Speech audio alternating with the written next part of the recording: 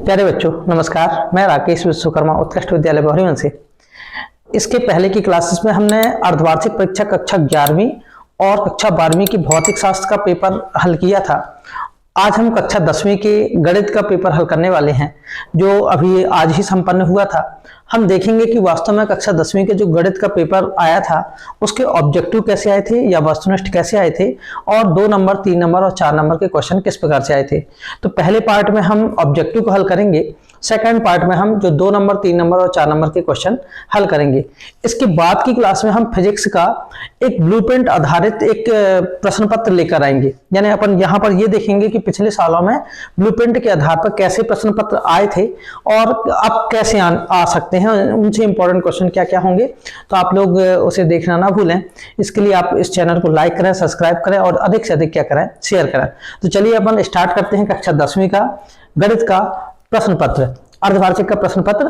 तो इसमें यदि देखा जाए तो इसमें जो पहला क्वेश्चन आया था विकल्प में कि सही विकल्प चुनिए, सही विकल्प चुनना था। जिसमें पहला जो क्वेश्चन दिया गया था उसमें यह दिया गया था कि एक बहुपद px के लिए y बराबर px का ग्राफ x अक्ष को 2 बिंदुओं पर प्रतिच्छेद करता है। किस बिंदु पर? 2 बिंदुओं पर प्रतिच्छेद करता है। तो बहुपद px के शून्यकों की संख्या कितनी होगी? तो चूंकि x अक्ष पर 2 बिंदुओं पर प्रतिच्छेद करता है तो वहां पर जो है बहुपदों की इस बहुपद के शून्यकों की संख्या भी कितनी होगी? यहाँ पर 2 होगी। कितनी होगी? 2। तो इसका जो सही आंसर होगा वो कितना होगा? 2 होगा। आप लोग मिलाते जाइएगा कि आपने क्या ऑप्शन टिक करके आए हैं और क्या उसका सही आंसर है। ठीक है, तो चलिए दूसरा ऑप्शन देखते हैं। यदि रैखिक समीकरण युग्म a1x plus b1y equal to c1 equal to 0 तथा a2x plus b2y plus c2 equal to 0 का एक अद्वितीय हल है तो समीकरण युग्म द्वारा निरूपित रेखाएं होंगी। तो देखिए इसमें 3 ऑप्शन होते हैं। एक, जब a1x plus b1y plus c1 equal to 0 तथा दूसरी जो रैखिक समीकरण हो a2x plus b2y plus c2 equal to 0 हो, तो 3 ऑप्शन बनते हैं। एक निकाय का एक अद्वितीय हल, दूसरा निकाय का कोई हल नहीं, और तीसरा निकाय का अनंतः अनेक हल। देखिए यदि निकाय का एक अद्वितीय हल होता है तो इसमें जो 2 रेखाएं होती हैं वो एक दूसरे को कहीं ना कहीं क्या करती हैं? प्रतिच्छेद करती हैं। यदि वो कहीं ना कहीं प्रतिच्छेद कर रही हैं तो निकाय का क्या होगा? एक अद्वितीय हल होगा। यदि 2 रेखाएं एक दूसरे को प्रतिच्छेद नहीं करती और वो क्या हो जाती हैं? एक दूसरे के क्या हो जाती हैं? समांतर हो जाती हैं। तो समझ जाइए कि उस निकाय का कोई हल नहीं होगा। और यदि पहली रेखा वही है और दूसरी रेखा भी वही हो जाए तो हम समझ जाएं कि 2 रेखाएं यदि एक दूसरे के संपाती हो जाए तो निकाय के अनंतः क्या होंगे? अनेक हल होंगे। इस क्वेश्चन में वो ये पूछ रहा है कि निकाय का एक अद्वितीय हल। तो हम यहाँ पर देखें कि पहला ऑप्शन जो दिया गया है समांतर, दूसरा दिया गया है संपाती, तीसरा दिया गया है प्रतिच्छेदी और चौथा दिया गया है इनमें से कोई नहीं। तो आप समझ गए होंगे। ऑप्शन लिखिए कमेंट्स बॉक्स पर, क्या होगा सही आंसर? प्रतिच्छेदी सही आंसर है। प्रतिच्छेदी रेखाएं क्या होगा? प्रतिच्छेदी रेखाएं। ठीक है, चलिए अगला क्वेश्चन अपन देखते हैं। समांतर श्रेणी a, a plus D, a plus 2d, a plus 3d का व्यापक पद क्या है? ठीक है, तो देखिए इसमें 4 ऑप्शन जो दिए गए हैं। पहला है a plus n minus 2 into D, दूसरा है a minus n plus 1 into D, तीसरा ऑप्शन है a minus n minus 1 into D, और चौथा आंसर है a plus n minus 1 into D. तो यदि अपन देखें तो इसका जो सही ऑप्शन है वो क्या है? a plus n minus 1, a plus n minus 1 into क्या है? d है। ये इसका क्या है? सही आंसर है। ठीक है, चलिए अगला क्वेश्चन अपन देखते हैं जो कि बहुत अच्छा है, थोड़ी सा लॉजिकली है ये वाला क्वेश्चन। किसी त्रिभुज ABC में DE समांतर है AB के, ठीक है, तथा CD बराबर 4 सेंटीमीटर, EC बराबर 5 सेंटीमीटर, BE बराबर 7 सेंटीमीटर, तब DA का मान क्या होगा? देखिए अच्छा लॉजिकली क्वेश्चन है। इसमें यदि अपन देखा तो पहले अपन को चित्र बनाना पड़ेगा कि एक त्रिभुज ABC है, उसमें क्या बोल रहा है? DE समांतर है AB के। तो देखिए यदि अपन त्रिभुज बनाए तो ये अपना हो जाएगा त्रिभुज, ये अपना त्रिभुज हो गया। ठीक है, DE ये जो भुजा है DE ये किसके समांतर है? AB के। तो यहाँ क्या आएगा? AB आएगा। ठीक है, हम जल्दबाजी में ऐसा ना कर दें कि A यहां लिख दें, B यहां लिख दें, C यहां लिख दें। ठीक है, थोड़ी सा ध्यान देना है कि वो कह क्या रहा है। तो वो कह रहा है DE समांतर किसकी है, AB भुजा की है, तो AB भुजा अपने आधार पे आ गई। ठीक है, तो स्वाभाविक है A यहाँ हो गया, B यहाँ हो गया, तो यहाँ क्या होगा, C होगा, ये हो गया। ठीक है, और आगे अपन देखते हैं क्या कह रहा है। CD बराबर 4 सेंटीमीटर। देखिए CD बराबर कितना दिया गया है, 4 सेंटीमीटर। फिर EC बराबर कितना है, 5 सेंटीमीटर। EC ये कितना है, 5 सेंटीमीटर। फिर इसके बाद BE बराबर 7, BE बराबर कितना है, 7 सेंटीमीटर। तो वो कह रहा है DA का मान क्या होगा, तो D यानी ये वाला मान अपन को क्या करना है, ज्ञात करना है। ठीक है, अब यदि अपन थेल्स में लगाए यहां पर, तो ये क्या हो जाएंगे, भुजाएं अनुपातिक हो जाएंगे ना, क्या हो जाएगा, CD बटे कितना हो जाएगा यहाँ पर AD या DA बराबर क्या हो जाएगा, CE बटे कितना हो जाएगा, EB के।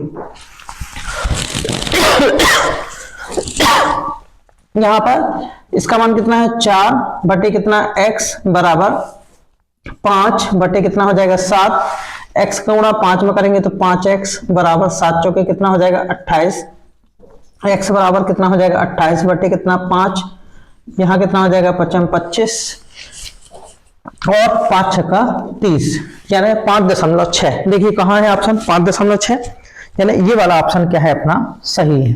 ठीक है, ये 5.6 क्या होगा, सही होगा। ठीक है, तो सभी को समझ में आ गया होगा, बड़े आसान तरीके से अपन हल कर सकते हैं।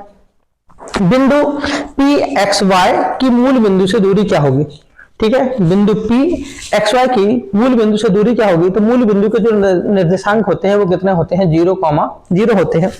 और दूरी का सूत्र क्या होता है, अंडर रूट क्या हो जाएगा, x2 माइनस x1 का square plus y2 minus y1 का स्क्वायर। ठीक है, अब यदि अपन x1 को ये मान लें x, y1 को मान लें y और x2 y2 को क्या मान लें, 0 मान लें, तो क्या हो जाएगा, अंडर रूट ये हो जाएगा x माइनस 0 का स्क्वायर प्लस y माइनस 0 का स्क्वायर, कितना हो जाएगा, अंडर रूट ये कितना हो जाएगा, x स्क्वायर प्लस कितना हो जाएगा, y स्क्वायर। तो देखिए x स्क्वायर y स्क्वायर है कहीं इसका ऑप्शन, तो पहला ऑप्शन दिया गया है x square minus y square, गलत है, x square plus y square, ये वाला ऑप्शन क्या हो जाएगा, इसका सही हो जाएगा। ठीक है, तो ये होगा इसका सही ऑप्शन, x स्क्वायर प्लस क्या, y स्क्वायर।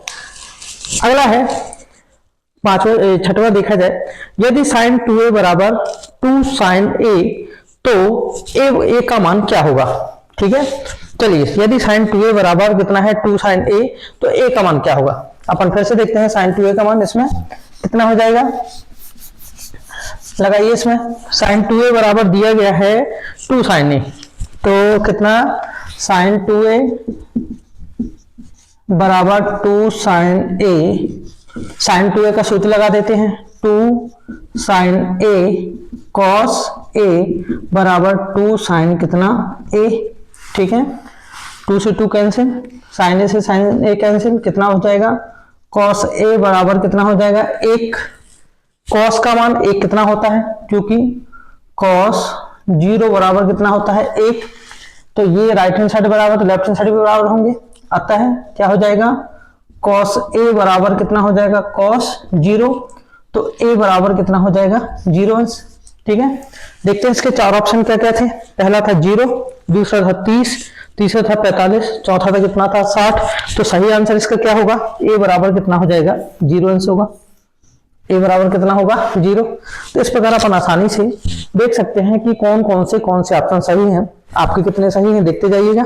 ठीक है, चलिए अपन क्वेश्चन नंबर दूसरा हल करते हैं। अब दूसरा है रिक्त स्थान भरिए। इसमें जो पहला रिक्त स्थान आया था, 2 समकोणिक त्रिभुजों में उनकी संगत भुजाओं का अनुपात सदैव क्या होता है, 2 समकोणिक त्रिभुजों में उनकी संगत भुजाओं का अनुपात सदैव क्या होता है, समान होता है। क्या होता है, समान होता है या बराबर होता है, हम लिख सकते हैं। ठीक है, फिर वृत्त को 2 बिंदुओं पर प्रतिच्छेद करने वाली रेखा को, यानी कोई वृत्त है उसको 2 बिंदुओं पर यदि कोई प्रतिच्छेद करे, जैसे अपना कोई वृत्त है इस प्रकार से, और इस वृत्त को 2 बिंदुओं पर कोई यदि रेखा प्रतिच्छेद करे तो उस रेखा को हम छेदक रेखा कहते हैं। कौन सी रेखा कहते हैं, छेदक रेखा। तो यहां लिख सकते हैं छेदक रेखा। ठीक है, कौन सी रेखा कह देते हैं, छेदक रेखा। ठीक है, फिर तीसरा है यदि किसी द्विघात समीकरण के व्युत्क्रम का मान कितना है, 0 है, तो उस समीकरण के मूल क्या होते हैं, वास्तविक और क्या होते हैं, समान या बराबर होते हैं। वास्तविक या यहां पर लिख सकते हैं समान या बराबर होते हैं। ठीक है, व्युत्क्रम का मान कितना है, 0 है, अर्थात b वर्ग माइनस 4ac इक्वल टू 0 है, तो स्वाभाविक है उसके मूल वास्तविक और क्या होंगे, समान होंगे। अगला दिया गया है समांतर श्रेणी कितना है, ऋण 5 ऋण 1, ऋण 5 ऋण 1 3 7 डैश डैश डैश का सर्वांतर है। तो हम क्या करते हैं, सर्वांतर कैसे ज्ञात करते हैं, जो समांतर श्रेणी में कि जैसे ये a1 है, a2 है, a3 है, a4 है, तो बाद वाले पद में से पहले वाले पद को क्या करते जाएंगे, घटाते जाएंगे। जैसे अपन यहाँ पर ऋण 1 में से ऋण 5 घटाएं, कितना आ जाएगा, ऋण 1 ऋण कितना 5। ठीक है, तो कितना हो जाएगा, ऋण 1 ऋण का क्या हो जाएगा, धन कितना 5 बराबर कितना आया 4, कितना आ जाएगा 4। चलो एक और घटा के देख लेते हैं, 3 में से अपन ऋण 1 घटा लेते हैं, तो 3 ऋण कितना ऋण 1, तो कितना हो जाएगा 3 ऋण का क्या हो जाएगा, धन 1 बराबर कितना हो जाएगा 4। तो सभी में कितना आता जा रहा है, 4 आता जा रहा, तो सर्वांतर कितना हो जाएगा इसका, 4 होगा।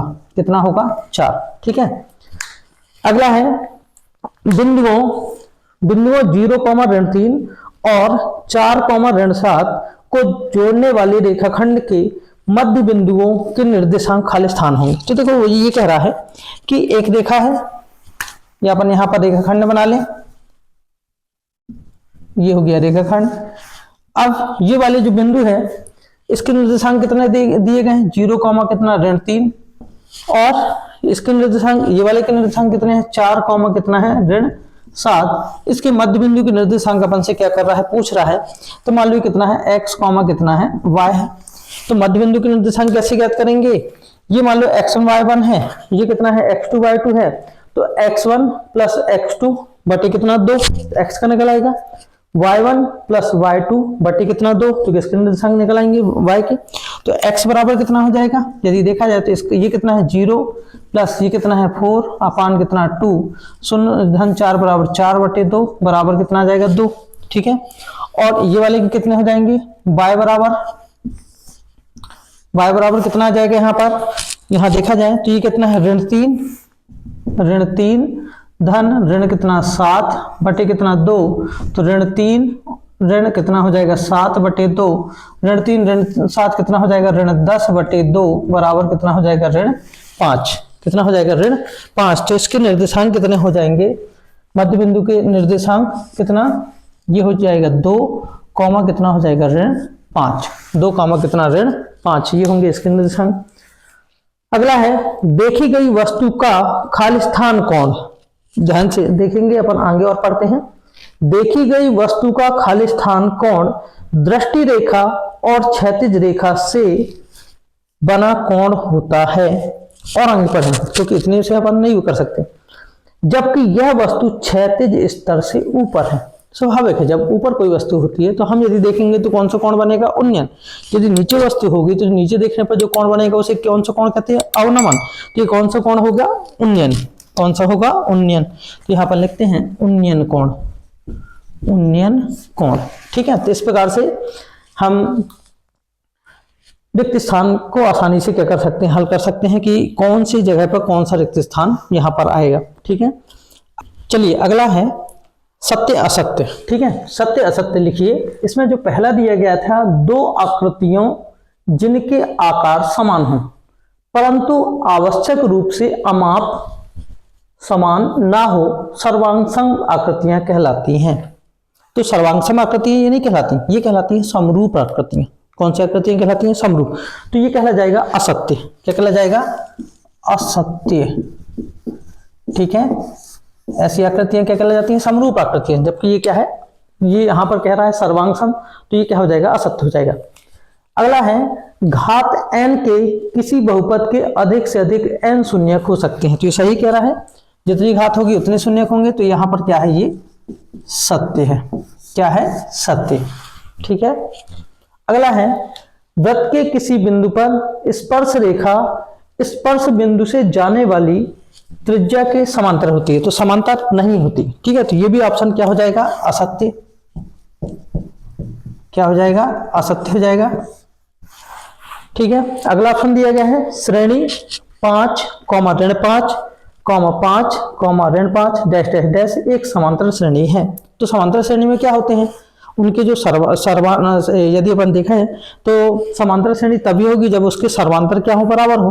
तो इसके लिए अपन क्या करते हैं, पहला पद, दूसरा पद, तीसरा पद, चौथा पद। अब सभी के लिए अपन सर्वांतर ज्ञात करें तो दूसरे वाले पद में से पहले वाले को घटा लेते हैं, तीसरे वाले पद में से पहले वाले को दूसरे वाले को घटा देते हैं। तो यदि हम निकालें d बराबर, यहाँ पर दूसरा पद कितना है ऋण 5, ऋण पहला पद कितना है 5, तो ऋण 5 और ऋण 5 बराबर कितना हो जाएगा ऋण 10। दूसरे वाले के निकालना है तो d बराबर तीसरा पद कितना है 5, यहाँ ऋण और यहाँ पर कितना हो जाएगा ऋण कितना 5, तो 5 ऋण ऋण का क्या हो जाएगा धन कितना 5 बराबर 10।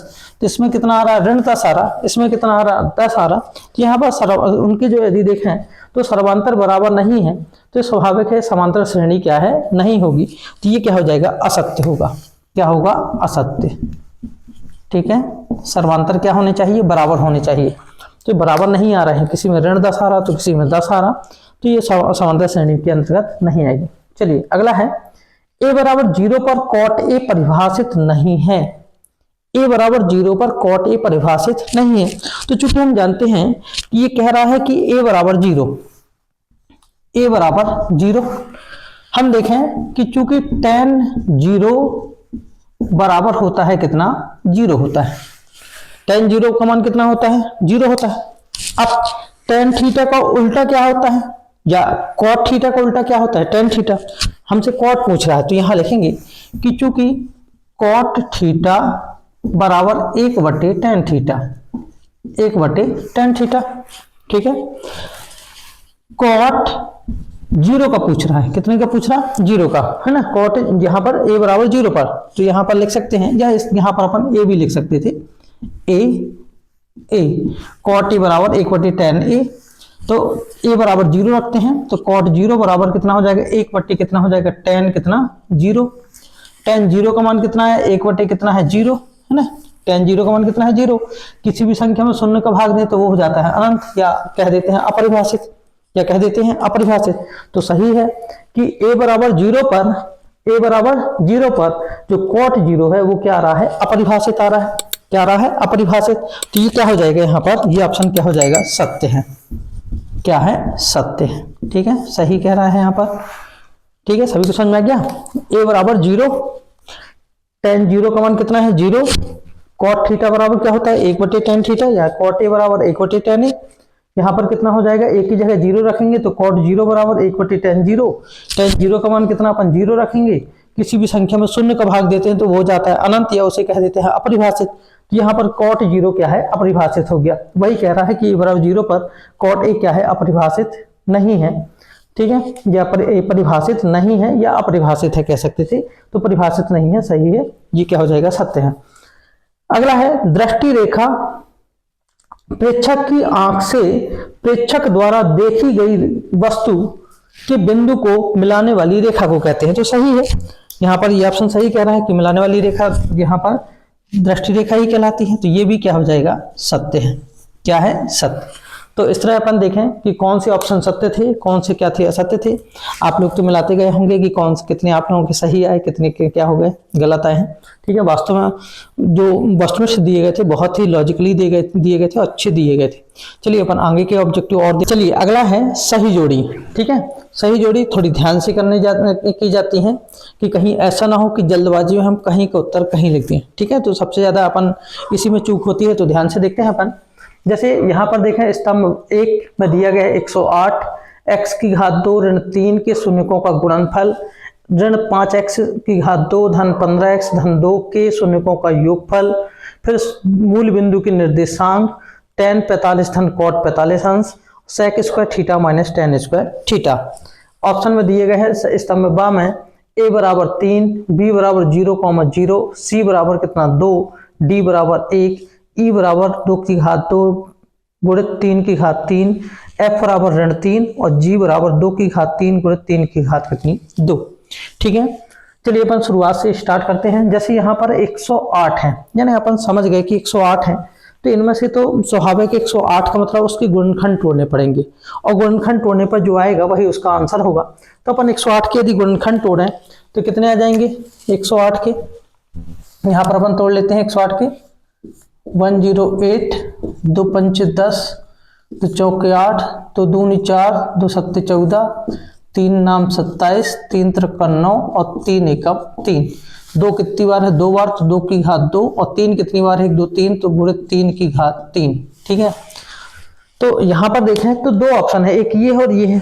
अब ध्यान से देखिएगा 2 की घात कितनी आई है 2, और 3 की घात कितनी आई है 3। तो यहाँ पर हम जल्दबाजी में ऐसा ना हो कि ये वाला लगा दें। ठीक है, तो 2 की घात 2 और 3 की घात कितनी 3। ई वाला ऑप्शन क्या होगा इसका सही होगा। तो यहाँ पर अपन लिखते हैं ई कितना होगा 2 की घात 2 गुणे 3 की घात कितनी 3। ये वाला ऑप्शन इसका क्या होगा सही होगा। ठीक है, अगला है x की घात 2 ऋण 3 के शून्यकों का गुणनफल। तो शून्यकों का जो गुणनफल का सूत्र होता है c बटे, ठीक है, c यानी क्या कहला जाता है अचर पद, और a हो जाता है x की घात 2 का गुणांक। तो यहाँ पर अचर पद कितना है ऋण 3, और x की घात 2 का गुणांक कितना है 1। तो ऋण 3 में अपन 1 का भाग देंगे, कितना आएगा ऋण 3। ऋण 3 कौन सा ऑप्शन है f वाला। तो इसका जो सही आंसर होगा f बराबर कितना हो जाएगा यहाँ पर ऋण कितना 3, ऋण कितना 3 है ना। शून्यकों का गुणनफल का सूत्र क्या होता है कि c बटे, तो c का मान कितना है, या c यानी अचर पद, तो अचर पद कितना है ऋण 3, और a की जगह कितना है 1 है। ठीक है, तो ये हो जाएगा ऋण 5x की घात 2 धन 15x धन 2 के शून्यकों का योगफल। तो शून्यकों का योगफल का सूत्र होता है ऋण b बटे, तो यहाँ पर a हो गया ये वाला मान, b हो गया ये वाला मान, और c हो गया ये। शून्यकों का योगफल का सूत्र क्या होता है ऋण b बटे कितना a। तो ऋण कितना बराबर ऋण b का मान कितना हो जाएगा 15, और a का मान कितना हो जाएगा ऋण कितना 5। ऋण से ऋण कट जाएगा, 5 तिया 15, यानी कितना आया 3। कितना आया 3, यानी a वाला ऑप्शन सही होगा। तो a कितना हो जाएगा 3, कितना हो जाएगा 3। ठीक है, मूल बिंदु के निर्देशांक, ये तो सभी को पता है कि मूल बिंदु के निर्देशांक कितने होते हैं 0, 0। तो इसका सही आंसर क्या हो जाएगा b, कितना हो जाएगा 0, कितना 0। ठीक है, अगला है tan 45 cot 45। हम जानते हैं कि tan 45 का मान भी 1 होता है और cot 45 का मान भी 1 होता है। तो इसका मान भी 1 हुआ और इसका मान भी 1 हुआ, तो 1 और 1 कितने हो गए, तो 2 कौन सा ऑप्शन है c वाला। तो c वाला सही होगा, c बराबर कितना हो जाएगा, c ऑप्शन में कितना है 2, तो यहाँ कितना आ जाएगा 2 आ जाएगा। अगला है sec square theta minus tan square theta. ठीक है, तो हम जानते हैं सर्वसम्मिका तीसरी 1 प्लस tan स्क्वायर थीटा बराबर sec स्क्वायर थीटा। सर्वसम्मिका तीसरी क्या होती है 1 प्लस tan स्क्वायर थीटा बराबर sec स्क्वायर थीटा। तो sec square theta minus tan square theta बराबर कितना हो जाएगा 1। अब 1 कौन सा ऑप्शन है डी वाला, तो यहाँ पर इसका सही आंसर जो होगा वो डी कितना हो जाएगा 1, कितना हो जाएगा 1। ठीक है, तो इस प्रकार से हम देखते हैं कि किस प्रकार से सही जोड़ी हम आसानी से बना सकते हैं। ठीक है, तो सभी को सही जोड़ी भी बन गई होंगी, सब मिलाते जाते होंगे सभी प्राय सभी बच्चे। चलिए अगला है एक वाक्य में उत्तर। ठीक है, तो एक वाक्य में उत्तर इसमें क्या है, जैसे पहला वाला दिया गया है समांतर श्रेणी 5 3 1 डैश डैश डैश के 10 पदों का योग कितना होगा। तो सबसे पहले जो समांतर श्रेणी दी गई है उसमें हम ये ज्ञात कर लें कि प्रथम पद कितना हो जाएगा a, फिर उसका सर्वांतर कितना होगा और d का मान ज्ञात कर लें। फिर अपन को क्या पता होना चाहिए 10 पद, जैसे n बराबर कितना है 10 और उसका फार्मूला पता होना चाहिए। तो यहाँ पर अपन देखें तो a बराबर अपना कितना है 3, a बराबर प्रथम पद कितना है यहाँ पर 5। ठीक है, सर्वांतर कितना है तो d बराबर कितना हो जाएगा, यदि देखें तो 3 में से 5 घटाते हैं तो 3 ऋण कितना 5 बराबर कितना आ जाएगा ऋण कितना 2। ठीक है, n का मान कितना, कितने पदों का योग ज्ञात करना है, n बराबर कितना हो जाएगा 10, n बराबर कितना हो जाएगा 10। अब देखें अपन यहाँ पर तो सूत्र क्या होता है Sn बराबर n/2 कोष्टक में 2a plus n minus 1 into कितना d। ठीक है, n/2 2a plus n minus 1 into d। तो Sn बराबर n की जगह कितना रखेंगे 10/2 कोष्टक में 2 इंटू a की जगह कितना हो जाएगा 5 धन n ऋण 1 यानी 10 ऋण कितना 1 इंटू d की जगह कितना हो जाएगा, d की जगह कितना हो जाएगा ऋण कितना 2। ठीक है, बराबर यहाँ पर 2 पंच 10 यानी कितना आ गया 5, 2 पंच 10 यानी 10 यहाँ पर धन 10 में से 1 घटाएंगे कितना आ जाएगा 9, गुणित कितना हो जाएगा ऋण कितना 2, तो बराबर कितना हो जाएगा 5। यहाँ पर कोष्टक में 10, 9 दूनी कितना हो जाएगा ऋण कितना 18, ऋण कितना 18। ठीक है, यहाँ पर ये लिख सकते हैं धन ऋण कितना 18। ठीक है, तो कितना हो जाएगा 5, 10 धन ऋण का ऋण कितना 18। अब 18 में से 10 घटाएंगे कितना आ जाएगा ऋण कितना 8, ऋण कितना 8 और 8 पंचे कितना हो जाएगा 40, ऋण कितना 40। तो क्या पूछ रहा है कि समांतर श्रेणी के 10 पदों का योग कितना होगा, तो इसका जो आंसर आएगा कितना आ जाएगा ऋण कितना 40, ऋण कितना 40, ऋण 40 होगा। ठीक है, तो ऋण कितना 40 आ गया इसका आंसर। ठीक है, अगला है बिंदुओं कितना है ए ऋण 6, 10 और 3, ऋण 8 को जोड़ने वाले रेखाखंड को 2:7 के अनुपात में आंतरिक रूप से विभाजित करने वाले बिंदु P का x निर्देशांक क्या हुआ। तो देखिए x निर्देशांक पूछ रहा है। x निर्देशांक का जो सूत्र होता है x बराबर होता है m1 x2 plus m2 x1 अपान m1 प्लस कितना m2। ठीक है, अब इसमें देखें कि कौन सी चीज क्या क्या है। तो ये जो है x1 का मान है, ये वाला मान y1 का है, ये x2, ये क्या है y2, ये क्या हो जाएगा m1 और ये क्या हो जाएगा m2। ठीक है, चलिए सभी के मान रख देते हैं अपन इसमें। तो यहाँ क्या हो जाएगा बराबर m1 का मान कितना है 2 गुणित x2 का मान कितना है 3 धन m2 का मान कितना है 7 गुणित x1 का मान कितना है ऋण 6, तो ऋण 6 अपन यहाँ कोष्टक लगा देते हैं बटे m1 प्लस m2, m1 का मान कितना है 2 धन m2 का मान कितना हो जाएगा 7। ठीक है, हल करते हैं 2 तिया 6 धन 7 छिंग 42 यानी ऋण कितना 42 बटे कितना हो जाएगा 7 2 कितने हो जाएंगे 9, 42 6 धन ऋण का हो जाएगा ऋण कितना 42 बटे 9, 42 में से कितना घटाएंगे 6 घटाएंगे तो कितने आ जाएंगे ऋण कितना यहाँ 36 बटे कितना 9, 9 चौके 36 यानी कितना आ जाएगा ऋण कितना 4। तो x का जो निर्देशांक होगा, x का निर्देशांक कितना हो जाएगा ऋण कितना होगा 4 होगा। ठीक है, अगला है क्या सभी आयत समरूप होते हैं। तो देखिए आयतक की एक विशेषता होती है कि आयत का जो प्रत्येक कोण होता है वो नप्यांश होता है। तो अब छोटा आयत है बड़ा आयत है, स्वाभाविक है उनके प्रत्येक कोण नप्यांश तो है, लेकिन समरूप की भी विशेषता है यहाँ पर कि कोण तो बराबर हो लेकिन भुजाएं क्या होनी चाहिए अनुपातिक भी होनी चाहिए। भुजाएं क्या होनी चाहिए अनुपातिक। तो हम ये कह सकते हैं कि हाँ सभी आयत समरूप होंगे यदि उनकी भुजाएं क्या हो समानुपाती हो। हाँ यदि उनकी भुजाएं क्या हो समानुपाती हों, यदि उनकी भुजाएं जो हैं वो क्या हों समानुपाती हों। यदि उनकी भुजाएं समानुपाती होंगी तो वो जो आयत हैं वो क्या होंगे समरूप होंगे। ठीक है, चलिए अगला है त्रिज्या r वाले वृत्त के एक त्रिज्याखंड जिसके केंद्र पर कोण थीटा है, जिसका कोण कितना है थीटा है, कि संगत चाप की लंबाई के लिए सूत्र लिखिए। तो चाप की लंबाई का जो सूत्र होता है, चाप की लंबाई का जो सूत्र है क्या होता है थीटा बटे 360, थीटा बटे 360 इंटू कितना होता है 2 पाई r। थीटा बटे 360 इंटू कितना होता है 2 पाई r। ये चाप की लंबाई का क्या होता है सूत्र होता है। ठीक है, अगला है द्विघात समीकरण ax square plus bx plus c बराबर 0 के व्युत्क्रम का सूत्र लिखिए। तो व्युत्क्रम का सूत्र क्या होता है d बराबर क्या होता है d बराबर b वर्ग माइनस 4ac। d बराबर कितना होता है b वर्ग माइनस कितना 4ac। अगला है बेलन के आयतन का सूत्र लिखिए। तो बेलन का आयतन बराबर क्या होता है बेलन का आयतन बराबर पाई r वर्ग कितना h, पाई r वर्ग h। ठीक है, बेलन के आयतन का सूत्र क्या होता है पाई r वर्ग h। तो इस प्रकार अपन आसानी से ये जितने भी विकल्प आए थे हम आसानी से इन्हें क्या कर सकते हैं, हल कर सकते हैं।